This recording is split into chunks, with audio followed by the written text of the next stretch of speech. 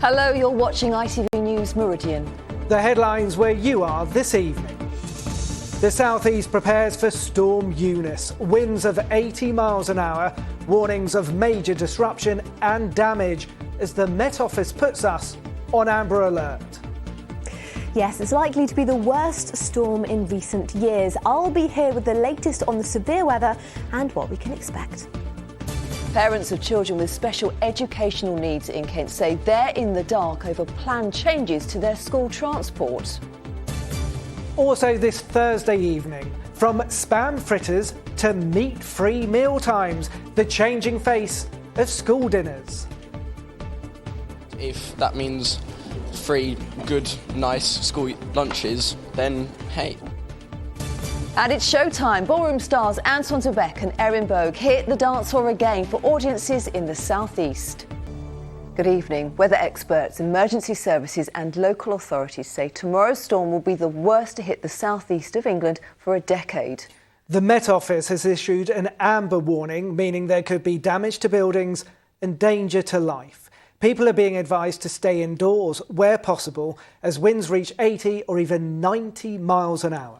Well, airports say disruption will be considerable and the advice is do not travel by road or rail. Ferry companies are expected to suspend most sailings at Dover and the QE2 bridge between Kent and Essex is likely to shut too. Well, for more on this, here's Joe Cosham. Well, as you can see, traffic is flowing rather free right now. That wasn't the case this morning. Strong winds from Storm Dudley meant the outside lanes were closed. Storm Eunice isn't even here yet, but when it is, we're expecting even more disruption. The QE2 bridge is expected to be closed from 5 o'clock tomorrow morning. You can just imagine trying to negotiate that one with high lorries beside you won't be best pleasing. There will be disruption on the roads, there will be disruption on the railways too. Trains are meant to be restricted to 50 miles per hour tomorrow. There'll be disruption on the flights and the ferries too, with Storm Eunice expecting to bring winds of up to 80 miles per hour. The message from the AA tonight is stay at home, do not travel unless you absolutely have to, and steer well clear of the motorways. A lot of the roads will be closed to high-sided vehicles anyway.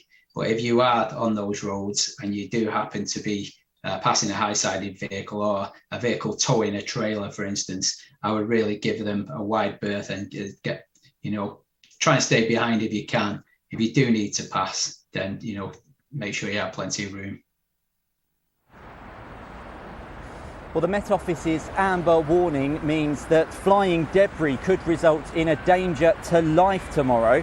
They've told us to expect damage to buildings and homes, potentially power lines going down for a significant amount of time and almost certainly falling branches and trees. Businesses and residents have been told to prepare as best they can, something one pub in Who knows just know how to. The Fenbell Pub and Zoo in St Mary Who are battening down the hatches for Storm Eunice. They're doing all they can to prepare because they don't want a repeat of last year. When we did have that big storm that come through, the pub flooded again due to the fact that there was so much rubbish and debris and stuff in the waterways. So we're just trying to keep on top of them now to try and prevent that from happening again. Although some of the animals appear unfazed, it'll be another sleepless night for their keeper. We don't sleep very well here. Me and my wife take it in turns. We may have another keeper in tonight to help me. This is going to cost us yet another 5 or 10 grand over the next few days in lost income if the wind is as bad as they think it's going to be. It is heartbreaking, and how we deal with it now is all you really can do is put everything away, make sure everything's battened down, check everything, and hope to God we're not all sitting down in All Hallows tomorrow morning. Winds have already picked up today, and staff were given a sign, quite literally, of what's to come. Extremely strong gusts could reach 90 miles per hour in coastal areas and cause severe flooding because it coincides with high tide. The RNLI are expecting one of their busiest days tomorrow and are pleading with the public to stay away from the sea. There is nothing more awe-inspiring than a storm-driven sea, and we understand that people do want to try and perhaps get a look at that, but we urge people to stay well back from stormy water. The power of the sea shouldn't be underestimated. It does have the potential to wash people away from beaches, from jetties, from promenades, even through railings. So we're urging people to stay well back from the sea and to observe from a distance, preferably to stay indoors and observe on the internet and on the television. With the southeast now braced for one of the worst storms in decades, it's hoped the impacts of Eunice will be minimal. And those minimal disruptions are because operators, agencies, anyone advising tonight is that they're hammering home a message that we've become accustomed to over the last 2 years. Slightly different circumstances this time, but it's stay at home and don't travel unless you absolutely have to. Joe Caution reporting there from Dartford. Parents of children with special educational needs in Kent say they've been left in the dark over planned changes to their school transport. Yes, Mum Jane Hodges from Herne Bay still hasn't been told what the new arrangements will be for her autistic son, and she's worried about the impact the changes could have on vulnerable children. Kent County Council says it's working around the clock to get details finalised. Sarah Saunders has more. There are just days to go until the new school term starts, but Jane Hodges still doesn't know how her autistic son Riley is supposed to get there, after Kent County Council announced changes to travel arrangements for children with special educational needs. Riley's autism anxiety means he's tube-fed and attends a specialist unit and mainstream education at Canterbury Academy. We've got less than 2 working days before children are due back at school, and we still don't know the transport arrangements, so we don't know pick-up times, drop-off times, providers. We haven't been informed if there's going to be any passenger assistance available. Riley doesn't cope very well with change, so at the moment, as a parent, there's no reassurance we can give him about what the transport's going to look like, who's going to be on the transport, even the route they're going to take. We just know nothing. Parents are concerned that children with complex medical needs or those who struggle with change may have to travel in minibuses of 10 or more rather than smaller groups as now. It's just having a knock-on effect for families' own mental health as well, not just the child but the family as a whole group.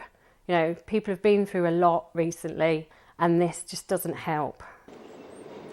There hasn't been a decrease in the funding this year for Sen Transport, but there has been a 20% rise in children eligible for the service.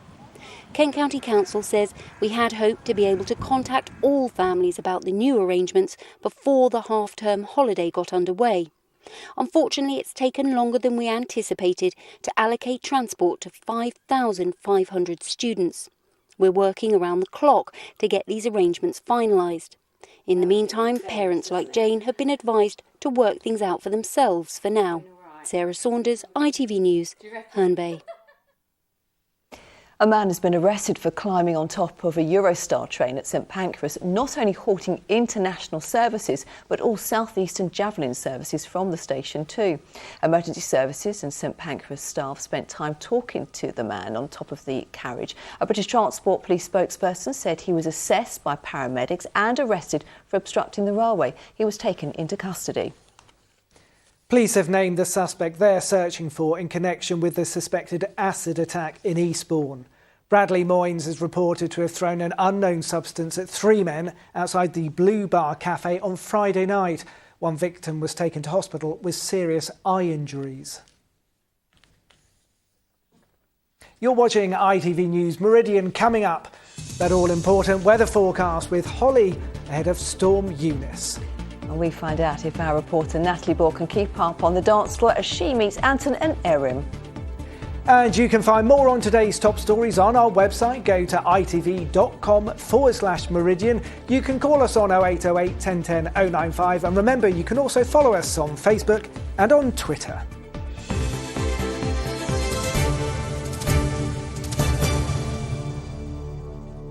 Protesters trying to stop prospectors drilling for oil on the Surrey-Sussex border near Gatwick have lost their fight to prevent oil exploration this afternoon at the Court of Appeal.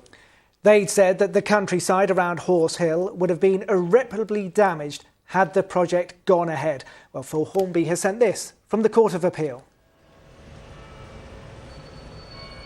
Yes, defeat for the environmental campaigners here. This case involved a company called UCOG, UK Oil and Gas, who already operate 2 oil wells near Hawley, not too far from Gatwick Airport. A couple of years ago, they asked Surrey County Council for permission to drill 4 more wells and permission to keep on taking the oil out for the next couple of decades. Now, Surrey gave them permission, and in doing so, they had to take into account the environmental impact. And what the campaigners here were saying was they only looked at the impact of the actual drilling process and not the impact that all that oil would have on the future of the planet. So they brought their case to the appeal court here, and they lost. We've lost, but there has been an improvement in the law nonetheless, because the High Court ruling was incredibly dangerous. The High Court judge actually found that as a matter of law, these end-use emissions couldn't be considered. The Court of Appeal has made clear that it's discretion that the planning authorities have, so the door is now open for planning authorities to insist on the consideration of these end-use emissions. Disappointed. But this case has shed light on the contradictions between government climate policies and what happens at local authority. The planning laws do need to change. The framework needs to change. It needs to include environmental impact in the environmental impact assessment, downstream emissions. So, yeah, it's a case that's highlighted this. So this drilling will go ahead. Today's result is a victory for UCOG and a victory for Surrey County Council and a victory for the government too, given them their backing. It is a defeat for the environmental campaigners. They're now studying the judgment and deciding whether or not there are grounds to take it to the Supreme Court. So they're not completely giving up. But this is an important judgment which will have far-reaching implications for the oil and gas industry throughout the country. Phil Hornby reporting there. 2 fraudsters who stole almost £500,000 from people across Kent have been jailed. Sonny Morn and Emmanuel Scarrett targeted elderly and vulnerable people.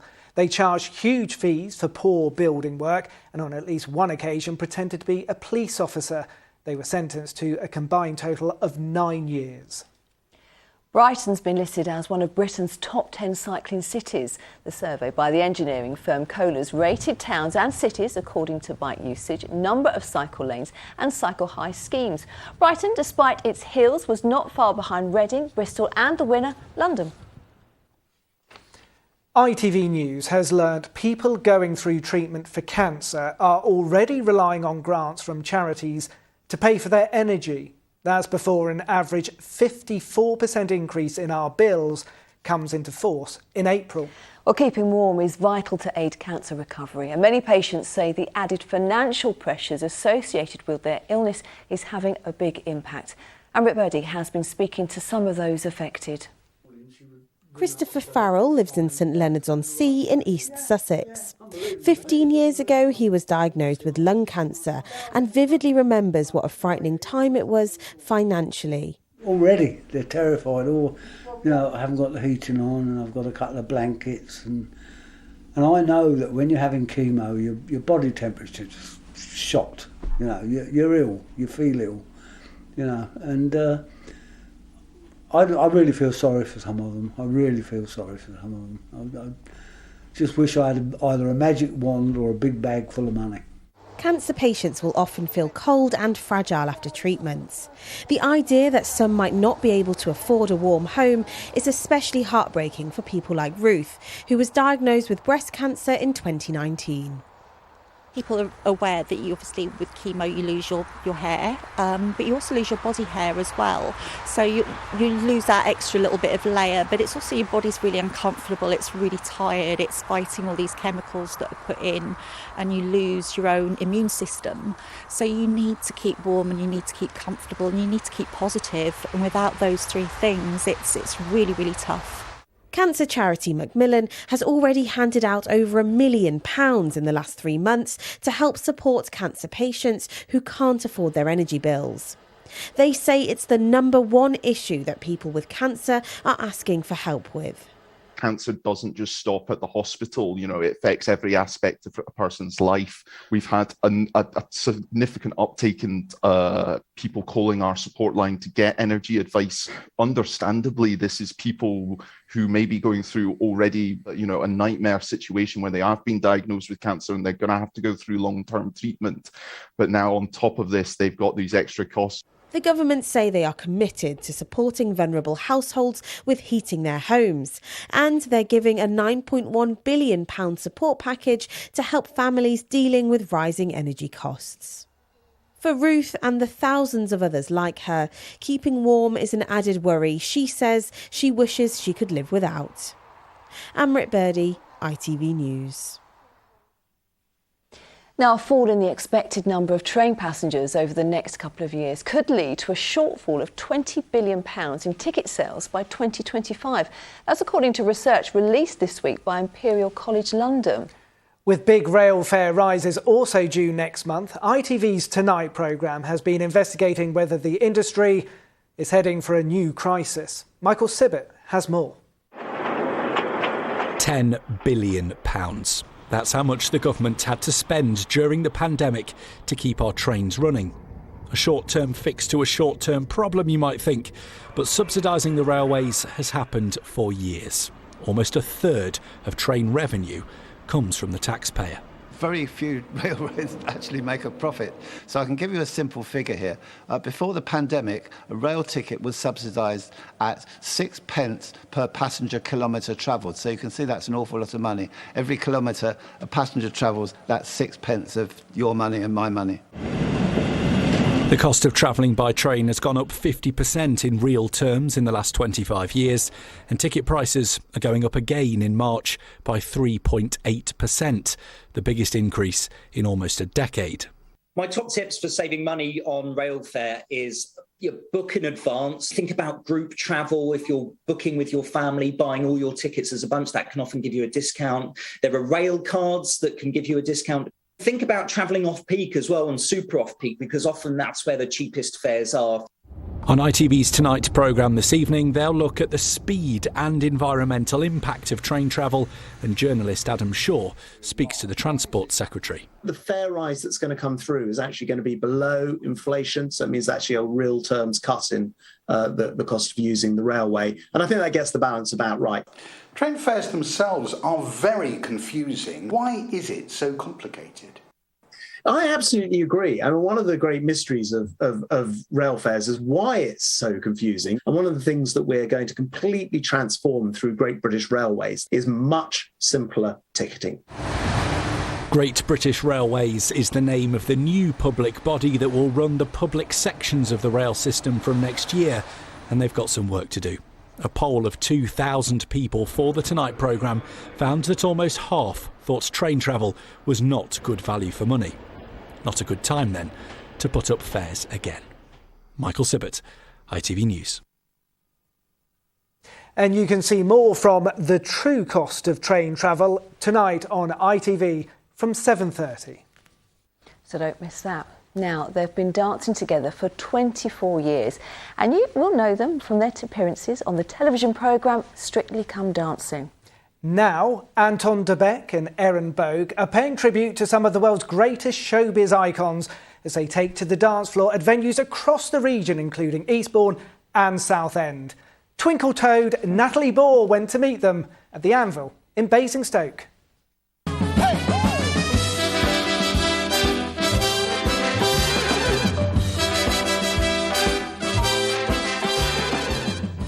What makes your partnership so special? You've been dancing together for a long time. It is really special.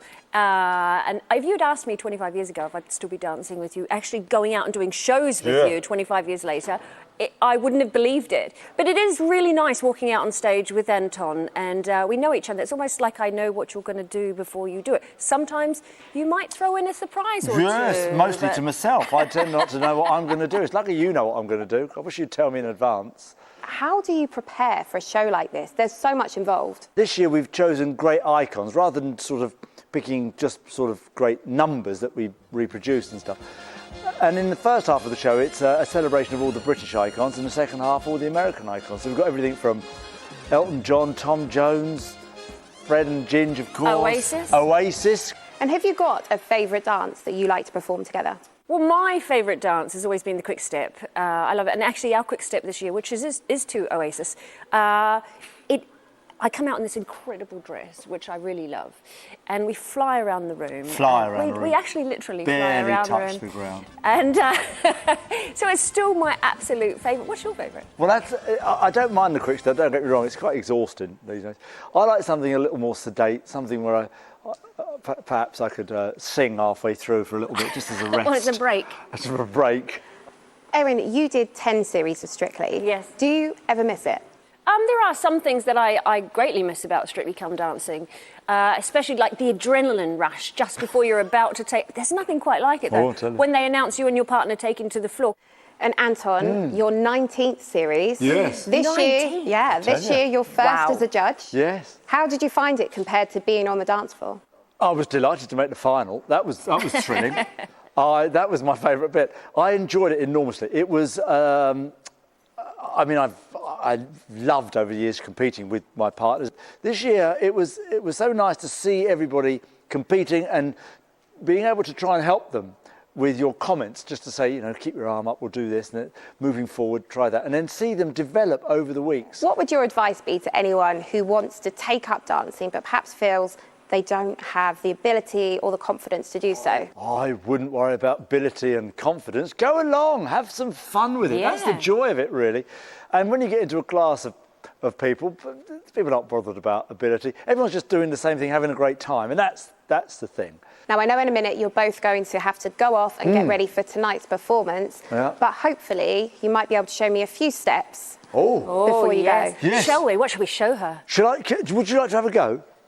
Under she goes and step, side together, side and step. Under she goes.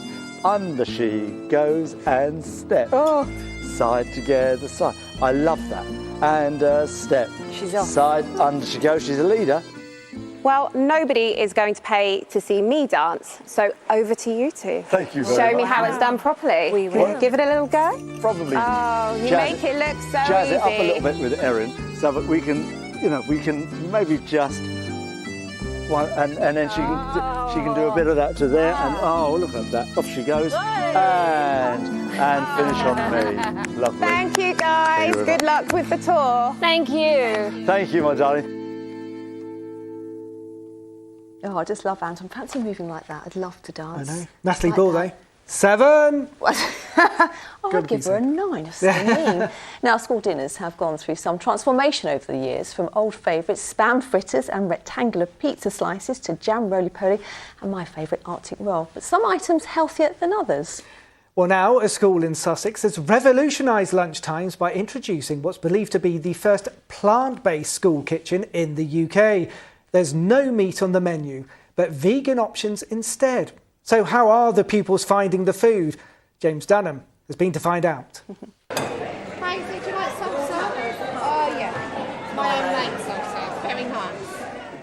Dishing up something different. Salsa, salad, and the main event, tacos made with tofu instead of chicken or beef. We've been really surprised. We've had such positive comments, and such comments from the children to the parents, and the parents coming back to us and saying thank you so much for giving our children what you're offering, because it's just amazing. And it has been quite overwhelming for us, because we're like, wow, they're enjoying what they're eating in front of them. And what do you say to those people who say, no, plant-based, it's not the way to go, children should have meat on their dinner plates at lunchtime? I think they should try it. Anna admits what's prepared at Our Lady of Sion School in Worthing might be a little different to what the pupils are used to. The ingredients are all plant-based, gluten-free, and reflect a global push for people to eat less meat to reduce production of greenhouse gases which harm the planet. You think this could have an impact actually on children's engagement with lessons?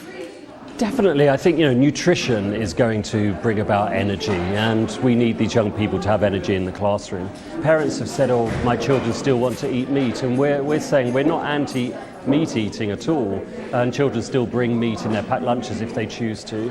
What we're saying is this is an opportunity to really explore what plant-based food is all about, how it can have a positive impact on the environment, and how it can be used as part of education. And we are a school, so let's educate over lunch as well. Both are equally good. I can't tell the difference between vegan or meat anymore. I haven't been eating meat for almost 2 years now, and I feel like it's made me a much better person, and I really don't regret it. So you can really tell the difference? I can, yes. Quite scared because I don't usually eat that much vegan food, but like I'm quite happy because I'll be able to like eat all of it instead of just having like certain options. Every little like that we can do is good, and if that means 3 good, nice school lunches, then hey, it's a winner. In the future, Anna would like to roll out plant-based school kitchens across the country. For now, though, the focus is on next day's dish, a leek and mushroom quiche. James Dunham, ITV News, Worthing. So I think that's pretty tasty. I'd be quite happy with that. We do. Now it's back to our top story in Storm Eunice, and Holly has joined us now. Now Holly, it's looking pretty scary. What's the latest? Yeah, it is looking exceptional really. We can take a look at the way it's been developing. So this is the satellite picture. You can see this lump of cloud just to the west of the UK. This was Storm Eunice earlier today. It's been undergoing a process called explosive cyclogenesis, and that means it's been rapidly deepening and turning into a very powerful storm. So that's coming in for tomorrow, and the strongest of the winds are coming round on the southwestern flank of it, and of course that absolutely, unfortunately, puts us in the firing line. Right. So how bad will this get? It is, as I say, going to be severe. Let's take a look at the warnings that are currently in force. So across parts of northern England, it's a yellow. That's the least severe level, but they are expecting blizzards. Down to the southwest, you can see a red warning. That's for wind. That's the most severe warning that we issue. We are not currently red. There is a possibility, with forecasters keeping an eye on the system overnight, that we could be elevated to a red. At the moment, we're amber, and we're talking gusts of 60 to 70 miles an hour inland, possibly those gusts reaching 80 miles an hour for coastal areas. This is very much enough for some severe disruptions. We're thinking damage to houses, power lines down, trees down, very big waves into the coast, and around high tide. That could also mean the risk of coastal flooding, and ultimately, of course, we're concerned about the risk to life. How does it compare to previous storms? Well, taking a look back, we had one in 2014, which was probably quite similar. Gusts are up to around or just in excess of 80 miles an hour. We had the 1990 Burnsday storm, which was a similar feature. Of course, everyone asks about the classic, the Great Storm. I don't think it'll be as bad as that. That had 115 mile an hour gusts, so not quite to that level, but certainly a very severe storm. Holly, thank you for all of those details. Let's get a bit more about what's going to happen over the next couple of days. Here's Holly.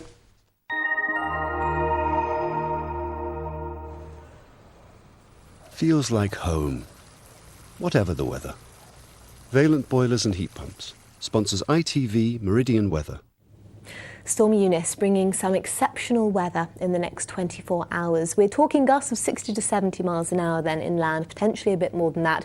80 miles an hour for coastal areas, and again, potentially a bit higher. These values very much enough to cause some significant disruption. So we are concerned about damage to buildings. We could see roofs blown off, we could see power lines down, we could see trees down, big waves into the coast, possibly some coastal flooding. Out there at the moment, it's comparatively quiet, but this, of course, is the calm before the storm. As we head through tonight, thickening clouds, strengthening winds, outbreaks of rain spilling in as well. And this, of course, is the first sign of Eunice. So for tomorrow morning, some early heavy rain. That will clear through fairly early on, but we are left with a real legacy of some very, very strong winds. It will be windy throughout the day. I think for us, so the worst of it will be around the middle part of the day into the early afternoon. But as I say, windy, disruptively so throughout. 7 or 8 degrees your high, but obviously these values very academic. Our high tide times, bear in mind, as we head into the afternoon, these times are the most likely periods that we could perhaps see some coastal flooding.